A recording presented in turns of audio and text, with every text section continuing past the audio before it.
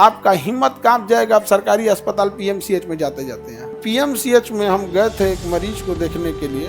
हम बोले कि इन्हें तकिया दिला दीजिए, आधा घंटा से ज्यादा लग गया तकिया लाने में। अब आप कल्पना करो वो मरीज बोला होता तो कितना टाइम लगता। गए, यहाँ माथा फूट गया था तो ऐसे पट्टी लगा के खड़ा थे, तो हमारा ये टाका सीलने के लिए मेन ऑपरेशन थिएटर में लेके चल गया।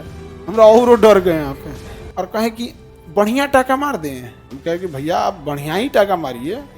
अगर आप बढ़िया के लिए 500 लगेगा। फिर बढ़िया टाका लगाने के लिए क्या दिए? 500 रुपया दिए। तो वही टकवा मारा। तो हम कहें कि वो खराब वाला दिखाइए।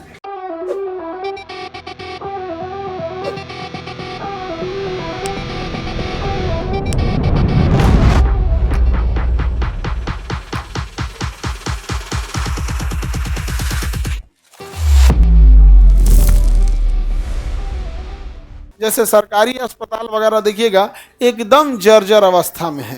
सरकारी अस्पताल एकदम जर्जर अवस्था में है, जिसका कोई हद नहीं। पता नहीं क्या हो रहा है, हमको नहीं समझ में आ रहा है।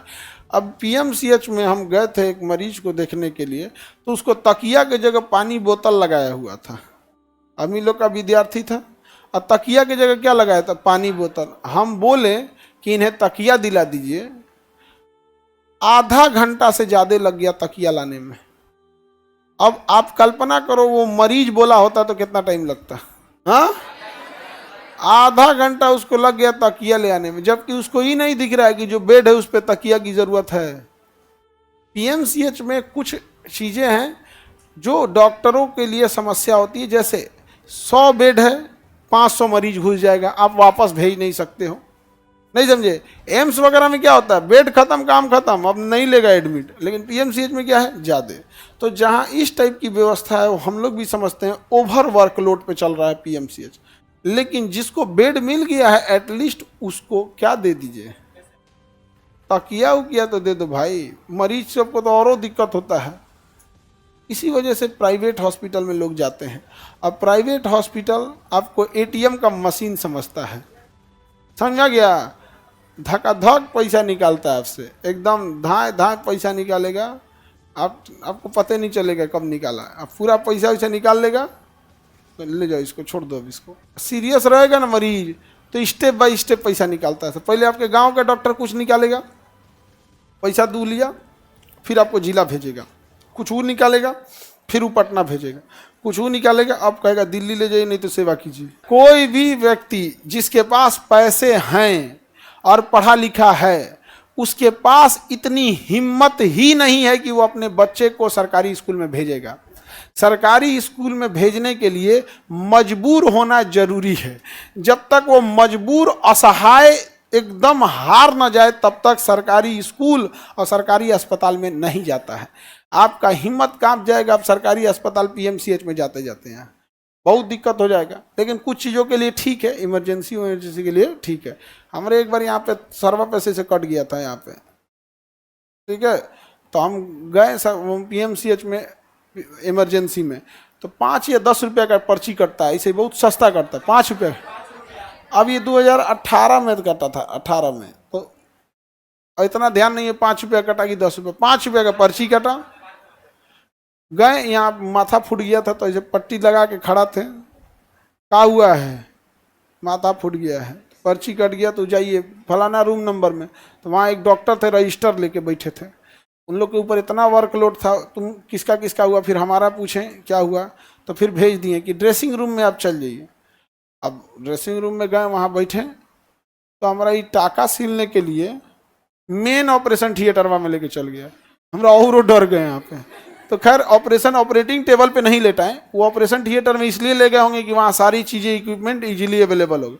वहाँ एगो कुर्सी पे बैठा के टेबल पे इसको सी दिए और कहे कि बढ़िया टाका मार दें। हम कहे कि भैया आप बढ़िया ही टाका मारिए। तो कह रहे बढ़िया के लिए 500 लगेगा। तो फिर बढ़िया टाका लगाने के लिए क्या दिए? 500 रुपया दिए। तो वही टकवा मारा। तो हम कहें कि वो खराब वाला दिखाइए, तो ना उनके पास कोई खराब था ना अच्छा था, एक ही स्टैंडर्ड का था, बट ये तरीका था। क्या था? तरीका। हम लाइफ में 2 बार पीएमसीएच में इलाज कराने गए हैं। एक टाका मारने यहाँ चले गए, क्योंकि फिर हम देखे कि छोटा सा था, बहुत बड़ा झमेला नहीं था, फिर कटवाने के लिए तो यहीं कटा लिया। एक बार और गए थे, खुजली नहीं, गर्मी की वजह से खुजली टाइप का हो जाता, एलर्जिक हो गया था। अब वो ये सही होता था, फिर हो जाता था। अब पूरा ये उंगली के ज्वाइंट पे भर गया था। वहां गए, 5 रुपये का पर्ची कटाए, दवा लिखा था 1700 का कि 3500 का दवा लिखा था, मतलब इतना ध्यान नहीं हमको, 1700 का दवाई लिखा था। हम कहे कि ये भाई, ये हमारा खजुआट का दवाई 1700 का। और जब निकले ना तो 5 उसी डॉक्टर के 4 को दलाल दवा लिखे हैं यहाँ पे। यहाँ से जाइएगा, बाएं मुड़िएगा, एक तो यहाँ यमराज मेडिकल स्टोर होगा, यमराज मेडिकल स्टोर से ले लीजिएगा यहाँ पे। अगर वहाँ नहीं मिलेगा तो जस्ट यमराज मेडिकल स्टोर के बगल में चित्रगुप्त मेडिकल स्टोर होगा, वहाँ से ले लीजिएगा। यहाँ पे नहीं मिलेगा तो हमारे फूफा का है रावण मेडिकल हॉल, वहाँ से लीजिए। मैंने कमीशनों फिक्स है, गजब हाल है यार। अब हमको ये नहीं समझ में आ रहा है, जिसके पास पैसे नहीं है वही ना 5 रुपये की पर्ची कटाने गया है, वो 1700 रुपये का दवाई लेगा? नहीं लेगा। अब हम जड़ी बूटी में आए तो नारियल का तेल और कपूर रगड़ के अब मिला उला के लगाए, 1 हफ्ता में क्या हो गया, ठीक हो गया। उसके बाद हम कभी ना गए, फिर ऐसे जाते हैं देखने उखने जाते हैं, उसके बाद नहीं गए, बच गए थे हम, नहीं लिए 1700 यहाँ पर। देखो, अगर जनसंख्या ज़्यादा हो जाएगी और गरीबी बढ़ जाएगी तो क्राइम बढ़ जाएगा, क्योंकि क्राइम अमीर लोग करते नहीं हैं, गरीब को पैसा देके करवा देते हैं। और यही कारण है कि क्राइम खत्म ही नहीं होता है, क्योंकि अमीर और बड़े लोग ऊपर बैठे होते हैं, पैसा देके नीचे किसी गरीब से कांड करवा देते हैं। पुलिस और कोर्ट सजा दे देती है उस गरीब को। जब तक यहाँ सजा की प्रक्रिया चल रही है, ये उससे मुंह मोड़ चुका होता है, किसी दूसरे गरीब को पकड़ता है, ये लो 50,000, ये लो 1 लाख, फलाना पे बम चला दो, उस पर गोली चला दो। न्याय व्यवस्था के लिए सबसे ज़रूरी है, क्राइम कंट्रोल करने के लिए ज़रूरी है, थोड़ा आपको एक लेवल के ऊपर फाइनेंशियल स्टेटस होना चाहिए। तो हम आपको शक शासक पढ़ा दिए, इसको ज़्यादा नहीं गोज दिए हैं जी।